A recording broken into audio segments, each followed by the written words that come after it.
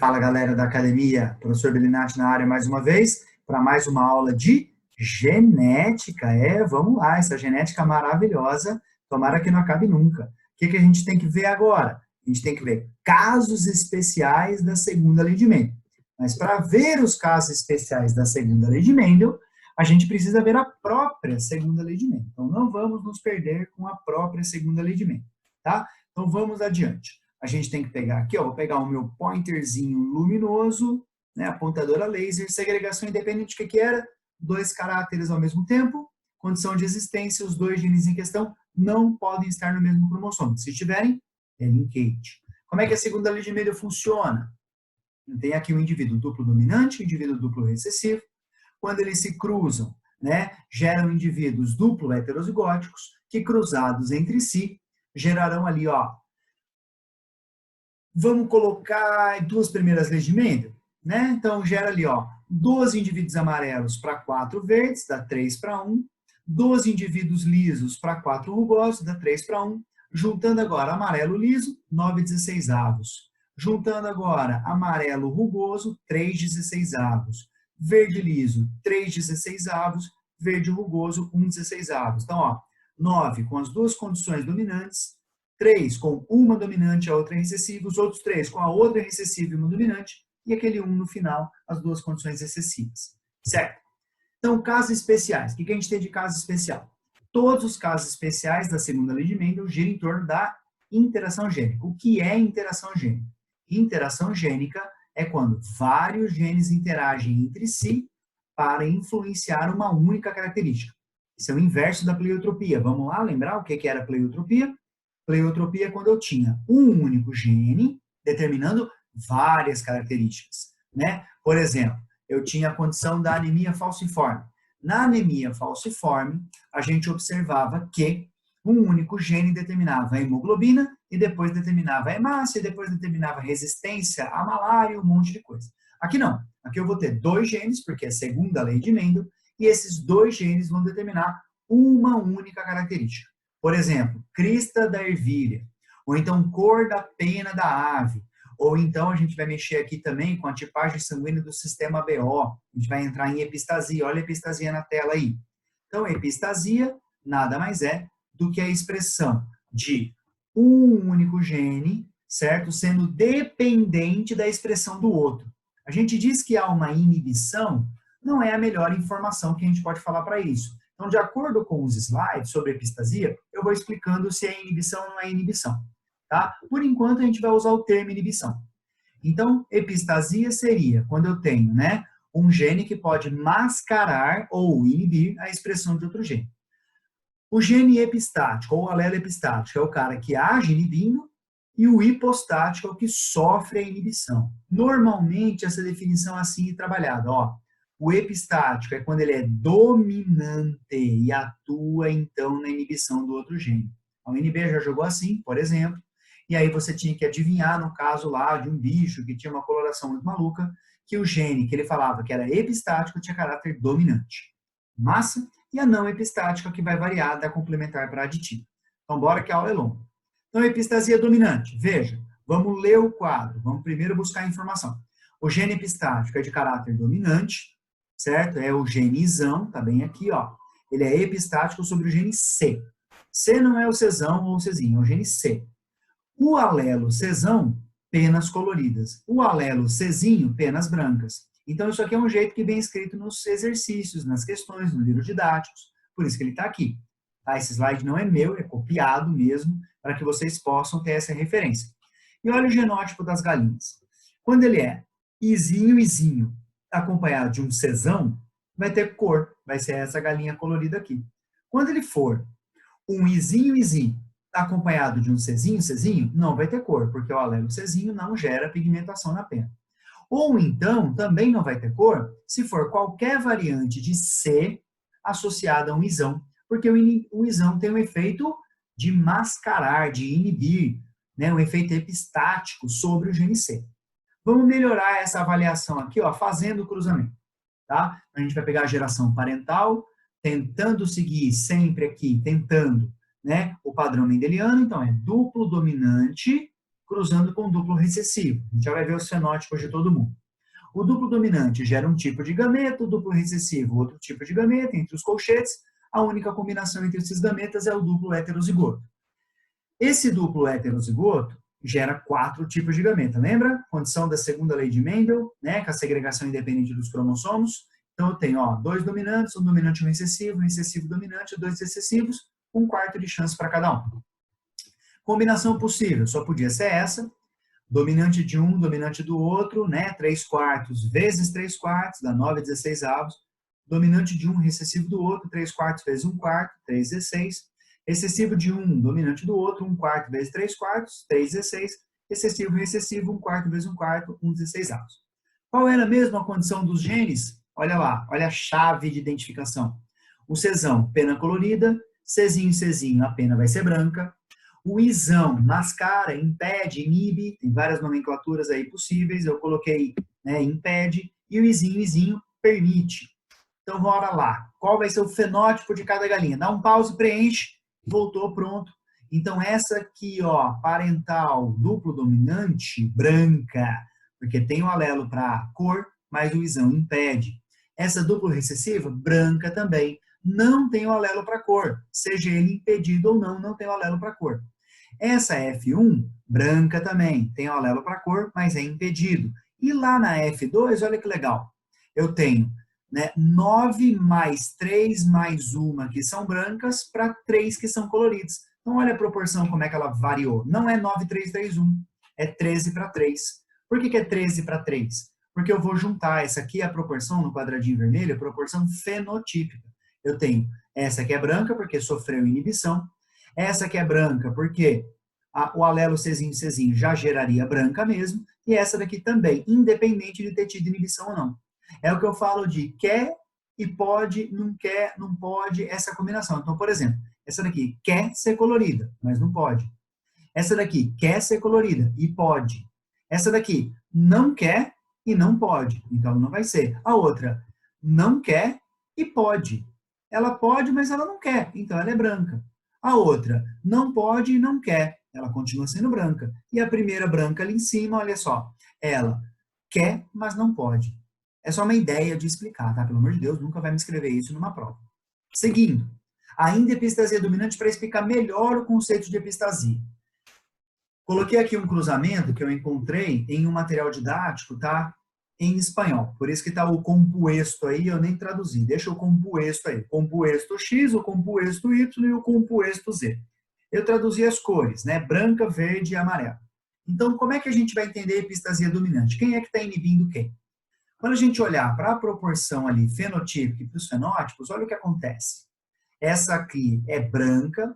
Por que ela é branca? Porque apesar dela ter a enzima 2, que converte o composto Y em Z, que deixaria de ser verde para ser amarela, ela nunca transformou o composto X em um composto Y. Então ela acaba ficando branca. Então o que está inibindo quem? O azão está inibindo o efeito de B. Qual seria o efeito de B? Converter o composto Y em Z. O azão está inibindo porque ele impede que X vire Y. Então essa inibição, na verdade, minha gente, para entender melhor a epistasia, é que eu estou interrompendo uma sequência de transformações que depende de enzimas, uma sequência de transformações enzimáticas. Essa interrupção dessa sequência de transformações enzimáticas é que é a alma da epistasia. Vocês vão ver que isso vai seguir e vai repetir em vários outros pontos. Então, nesse caso aqui, na coloração da abóbora, por que está dando 12 para 3 para 1? Por que serão 12 brancas? Porque o azão está inibindo o efeito de B. Claro que o Bzinho não transformaria o verde em amarelo, mas ele está inibindo, por exemplo, aqui o efeito do Bzão. Então, quem é o alelo epistático é o azão dominante. Vamos dar sequência? Aqui, um caso fofinho, né, de epistasia recessiva. Epistasia recessiva porque quem vai causar a inibição, quem vai causar o impedimento ou que vai mascarar o outro, vai estar no seu padrão recessivo. Temos o cão da raça labrador, né? O cão da raça labrador pode ter o seu pelo preto quando ele tiver o gene dominante Bzão, o alelo dominante Bzão. Ele vai ter o seu pelo marrom quando ele tiver o alelo recessivo Bzinho, pelo marrom. E ele só vai ser dourado, amarelo, que está aqui, quando ele tiver o gene Ezinho inibindo B. Mas como é que o Ezinho vai inibir se o Ezinho é recessivo? Aí a gente tem que olhar lá embaixo, né, na tabela de genótipo versus fenótipo da cor dos pelos. Então, bora. Genótipo do cachorro. Se ele tiver um Bzão e um Ezão, ele vai ter a cor preta. Por quê? Porque o Ezão, acompanha aqui, ó, no brilho do laser. O Ezão, ele permite que o pelo seja preto ou marrom. Quem é que está inibindo, mascarando? É o Ezinho. Como é que isso acontece? É uma sequência, né, enzimática. O gene Ezão permite que haja deposição do pigmento no pelo. O gene Ezinho vai faltar uma enzima e não haverá deposição do pigmento no pelo. Perceba que o cachorro dourado, aquele cachorro que está bem ali, ó, né, no cantinho, logo perto da minha cara feia aqui, é porque não, nada, desculpa, ele não é albino. Como é que a gente sabe que ele não é albino? É porque ele tem, ó, o focinhozinho preto. Você tem que ficar esperto com isso. Então ele produz melanina. A melanina está sendo produzida aqui, ó, no focinhozinho dele. Massa? Quando é que ele vai ser marrom? Quando ele for permitido. Quem é que permite? É o gene Ezão. Ezão, então, permite. Ezinho, Ezinho, inibe. Tá? Então ele vai ser marrom se ele tiver ali o Ezão acompanhado de um par de Bzinhos. Quando é que ele vai ser dourado? Quando ele tiver um par de Ezinhos. Então vamos fazer o cruzamento? Padrão mendeliano, duplo dominante com duplo recessivo, gera gameta de um tipo dominante, gameta do outro tipo recessivo, única combinação possível, duplo heterozigoto, 4 tipos de gametas possíveis, todos eles aqui com 25% de chance, e aí nos cruzamentos aqui, ó, do duplo heterozigoto, só vão ter essas combinações possíveis. Dominante de B com dominante de E, 9/16avos, dominante de B recessivo de E, 3/16avos, dominante de B recessivo de B, dominante de E, 3/16avos, recessivo de B, recessivo de E, 1/16avos. Fenótipo da galera, tem que lembrar da chave. B dominante, preto. B recessivo, marrom. E dominante, permite. E o Ezinho impede. Perceba que é diferente do que a gente acabou de ver lá na tal da galinha, né? Que quem está impedindo agora é o par recessivo. Então, o fenótipo da galera, pausa o vídeo, preenche, voltou, é esse.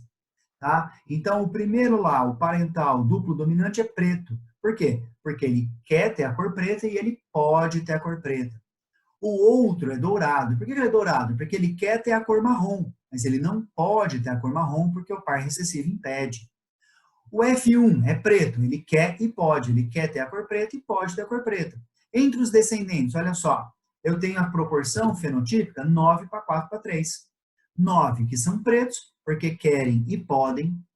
3/16 que são dourados, porque querem ser pretos, mas não podem, é impedido, certo? Que junta com esses outros dourados aqui, que queriam ser marrons, mas não podem, tá? Então a gente está olhando aqui a epistasia recessiva, porque quem está impedindo é o par Ezinho.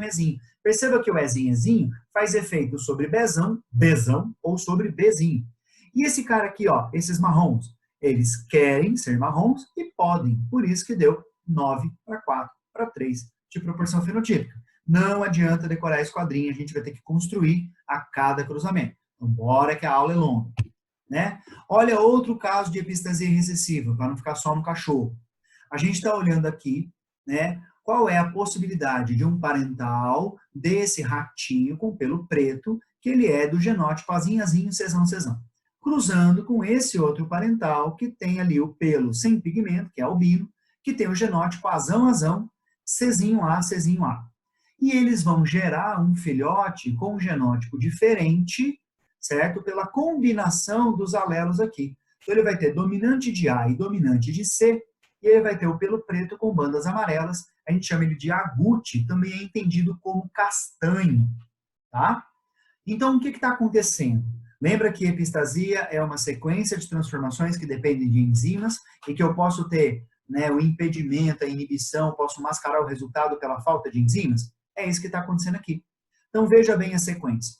Eu tenho uma determinada substância incolor, essa substância incolor é convertida pela enzima C na pigmentação preta.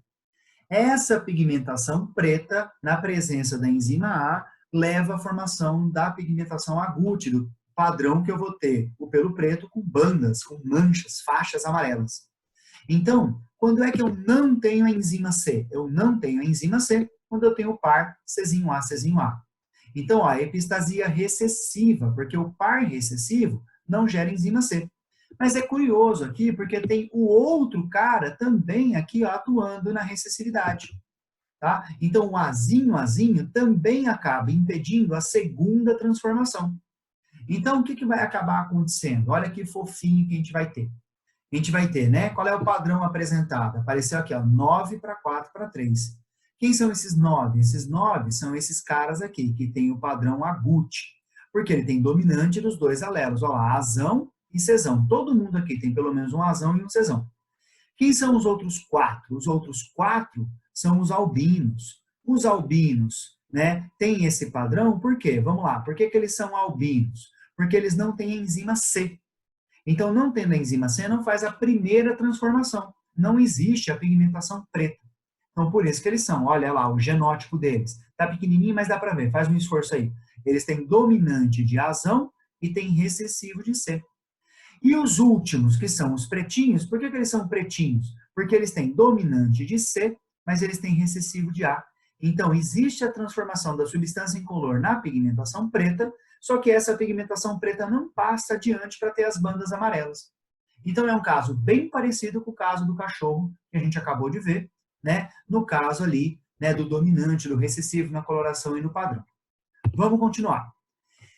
Esse caso, moçada, ele mata, ele trucida, ele, né, te esquarteja com requinte de crueldade, porque ele vai mexer com a tipagem sanguínea do sistema BO e ainda o efeito da epistasia recessiva, que é o tal do efeito Bombaim, porque foi descrito lá na cidade de Bombay, ou Bombaim, na Índia, tá? E ele é chamado de falso O. Vamos entender por que ele é falso O. Olha para essa tabela aparece muito em provas. Olha os genótipos de quem é A.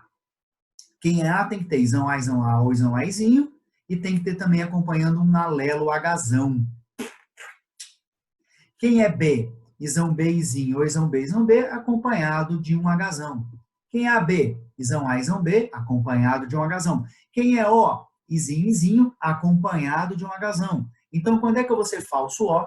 Quando eu for Hzinho, Hzinho. O que é esse maldito Hzinho, Hzinho? Bora falar então o que é o maldito Hzinho, Hzinho. Olha lá, para que você tenha na sua hemácia o antígeno A ou o antígeno B, para ser sangue A, ou sangue B, ou AB, eu preciso ter, antes disso, o antígeno H. O antígeno H depende do alelo H, que gera enzima H, que transforma a substância precursora no antígeno H. Se eu não tenho o alelo H, se ele é Hzinho, Hzinho, eu não tenho enzima H, eu não tenho o antígeno H, eu não tenho nada do que vem aqui na sequência. Então, essa aqui é uma clássica representação, né, da nossa condição de epistasia, uma inibição, porque eu interrompi uma sequência de transformações que dependem de enzimas. Acho que já é a quinta vez que eu falei isso. Se você ainda não notou, agora é a hora. Pause e anota. Seguinte, né, vamos olhar direitinho, bonitinho, com muito detalhe, lá para a membrana da hemácia. Isso aqui é uma hemácia, uma célula sanguínea, um eritrócito, a célula vermelha. Fiz um zoomzão aqui, ó, da membrana dela. Fiz um zoom de novo para entender o que é o antígeno H.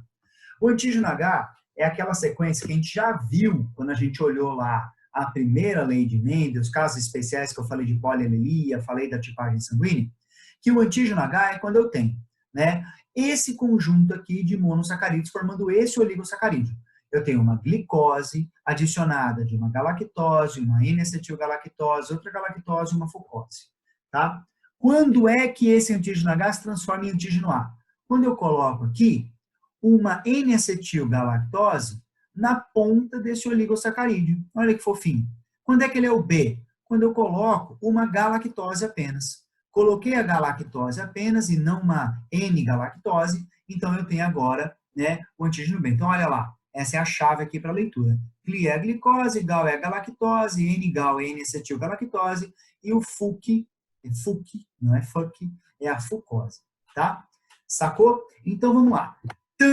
Se eu não tenho antígeno H, moçada, se eu não tenho a enzima que coloca isso daqui, esse, né, oligosacarídeo na membrana da hemácia, que vai compor, portanto, um glicocálice, eu não tenho como transformá-lo em A nem em B. Então, isso é o falso O. O que é o falso O? É quando na membrana dessa hemácia não tem nem o H, nem o A, nem o B. Então, vamos olhar a sequência aqui de cruzamento. Vamos olhar a sequência de cruzamento, eu já falo das transfusões. Calma, não tenha pressa. Então, lembra que a gente costuma fazer o duplo dominante com o duplo recessivo? Aqui eu vou mudar um pouquinho só para criar um drama, para criar uma situação que aparece com frequência nas questões. Peguei o cara que é Hzão, Izinho, Izinho, cruzei com o cara que é Hzinho, Izão A, Izão B. Isso vai ficar legal. Vamos olhar primeiro os gametas dele. Então, o cara é dominante de H, recessivo de I, gameta de um tipo. O cara é recessivo de H, dominante de I, ele só tem gametas de um tipo. Como eu coloquei ele aqui em heterozigose para I, por isso que eu criei gametas, né, H, Izão A ou Hzinho, Izão B. Vamos chamar, então, se você quiser, de Hzinho e Izão. Tá? Não precisa me preocupar com Izão A, Izão B. Vamos dar sequência. Cruzamento possível. Hzão, Hzinho, Izão A, Izinho. Certo? Dominante, recessivo, duplo heterozigoto. Vamos colocar aqui um A e um B só para variar a partir dos gametas que eu coloquei. Quais são os gametas que esse cara duplo heterozigoto gera? Eu coloquei aqui, ó, perceba, parênteses no colchete.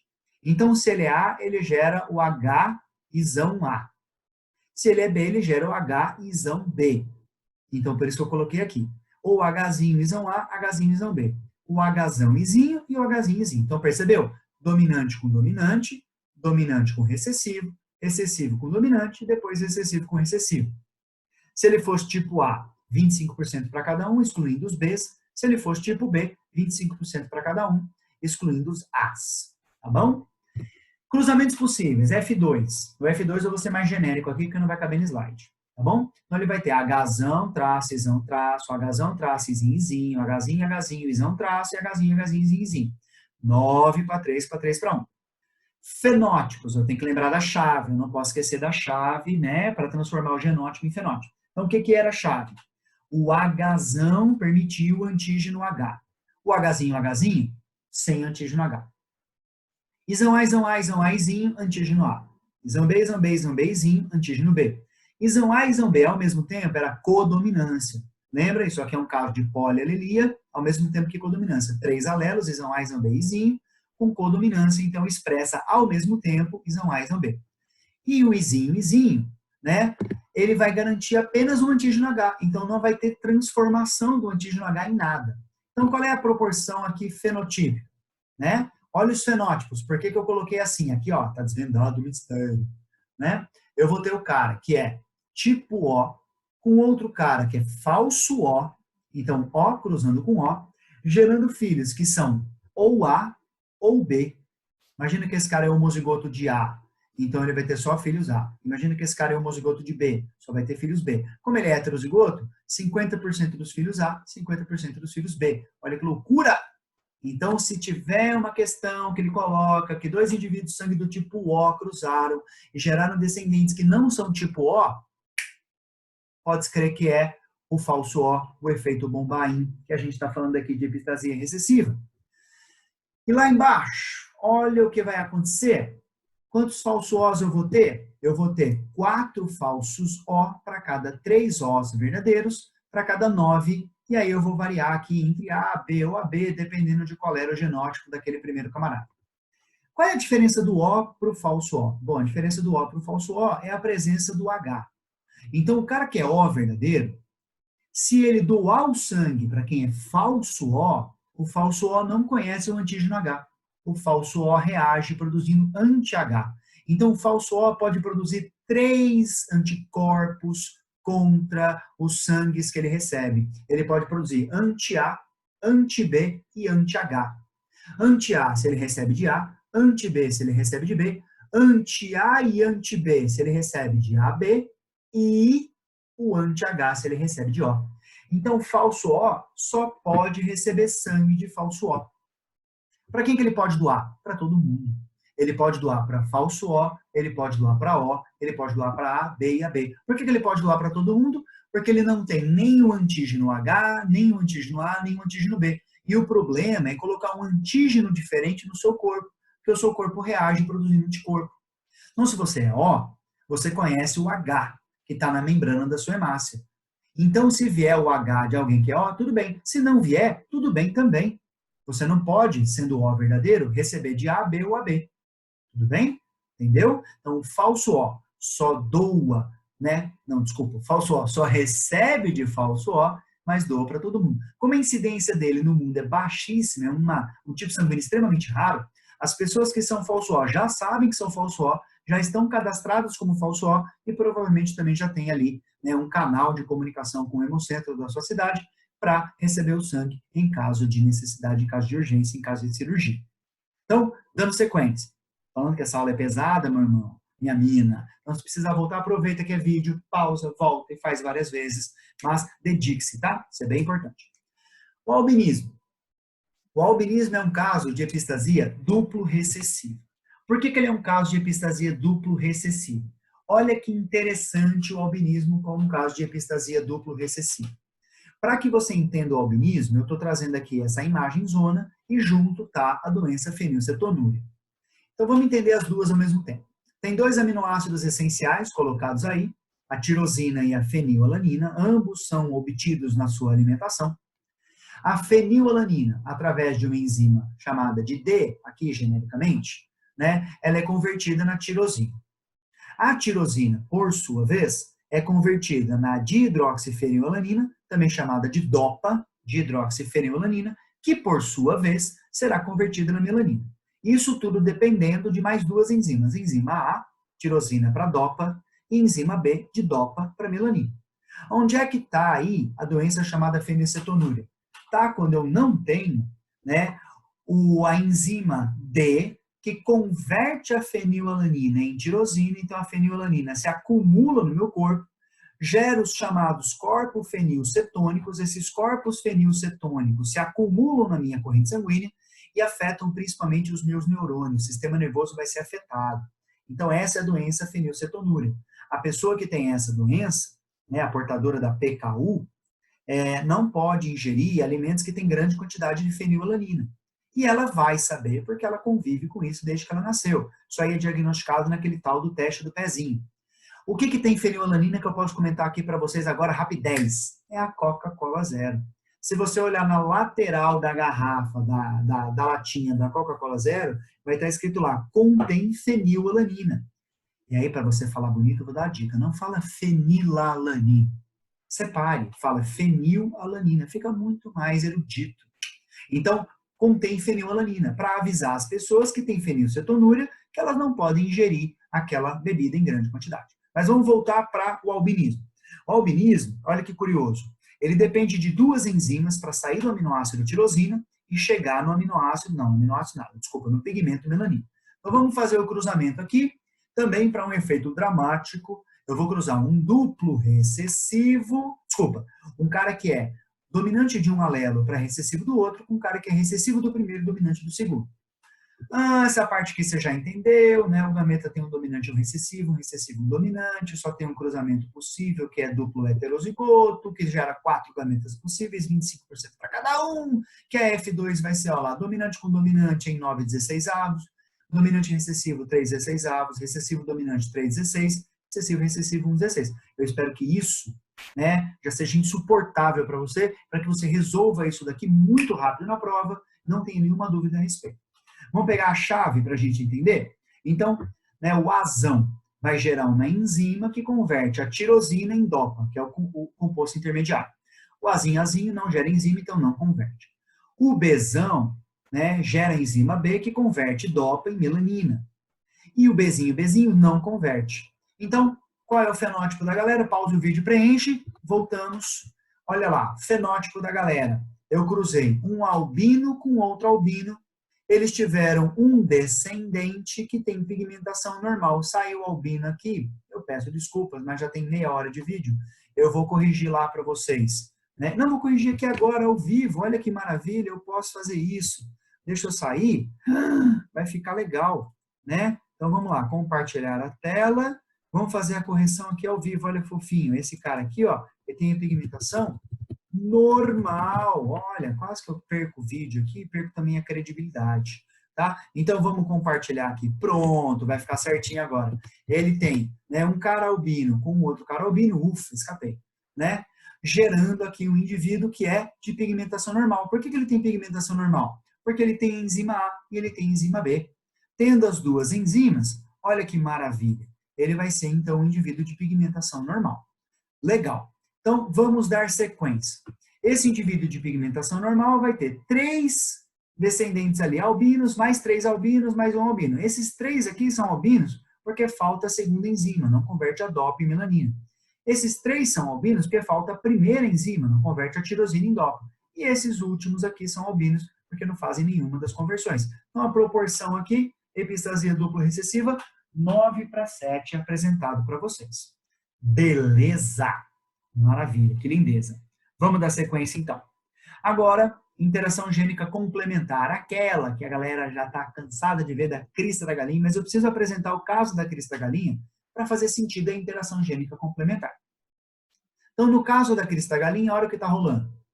Não são 4 caracteres sendo observados, é um caractere. Qual é o caractere? Crista da galinha.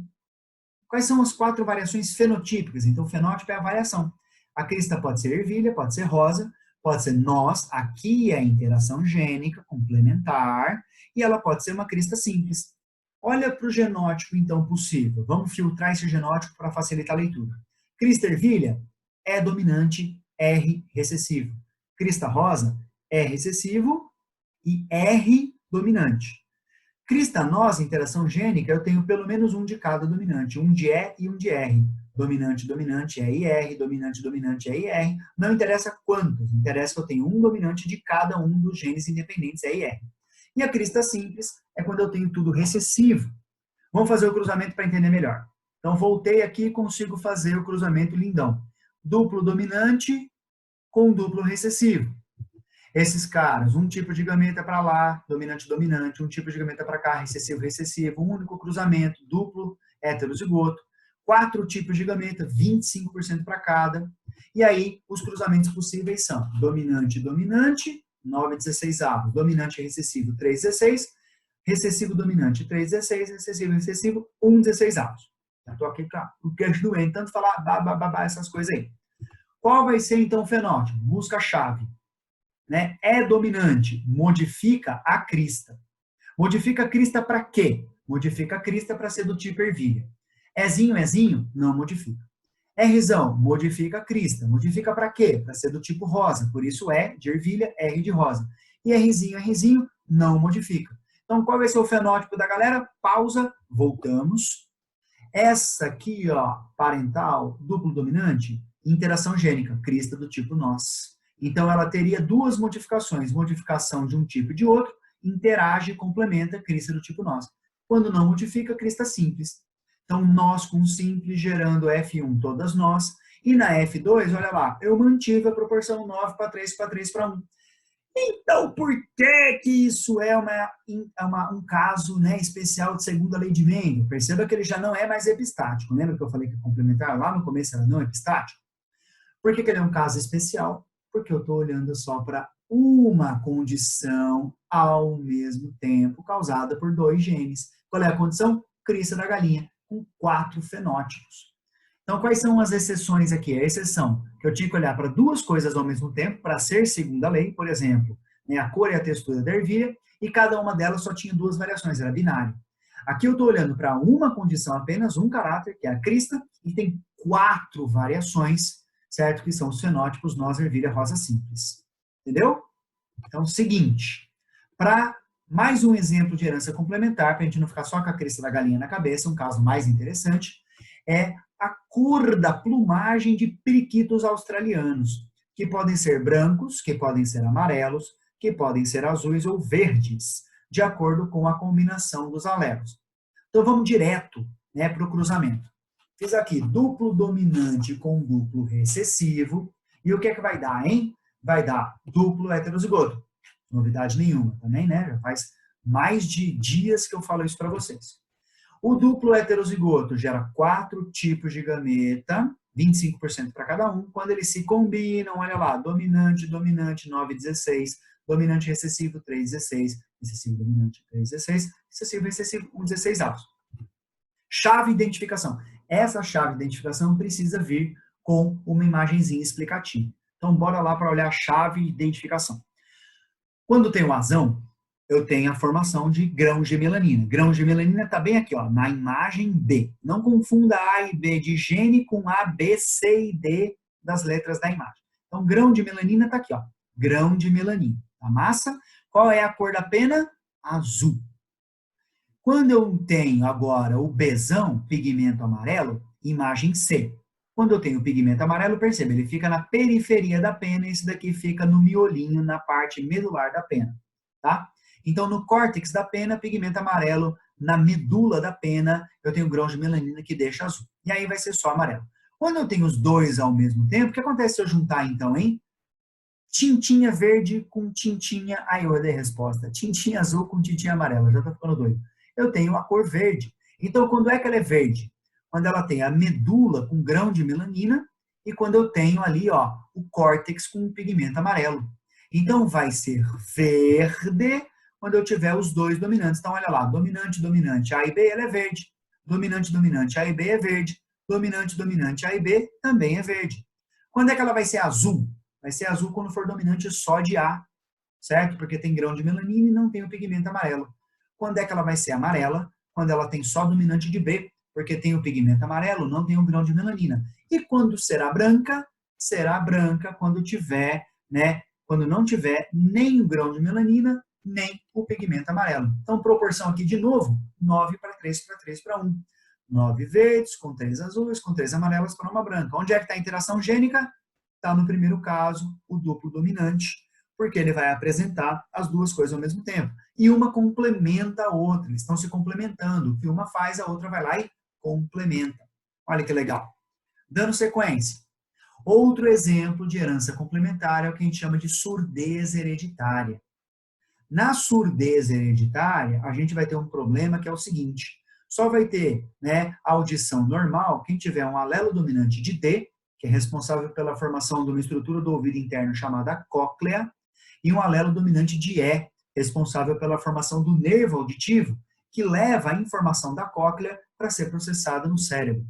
Se você tiver um par de recessivos D ou um par de recessivos E, não vai ter essa possibilidade da audição, então o indivíduo é afetado, ele é surdo. Pergunta aqui para vocês, por que isso daqui não é que nem o albinismo, que num par de recessivo de um lado ou par recessivo do outro, que eu não tenho a condição, né? Então, por que eu não chamo isso daqui de epistasia duplo recessiva? Porque aqui não é uma sequência de transformações de uma coisa em outra. Eu não vou ter a sequência de transformação de um aminoácido no composto intermediário no pigmento. Não. Aqui eu tenho o complemento. Tá? Então, vamos voltar no caso do pigmento lá, né, do nosso passarinho, do nosso periquito. Então, eu tenho o grão de melanina sendo constituído em uma estrutura completamente independente da outra e o pigmento amarelo em outra parte independente.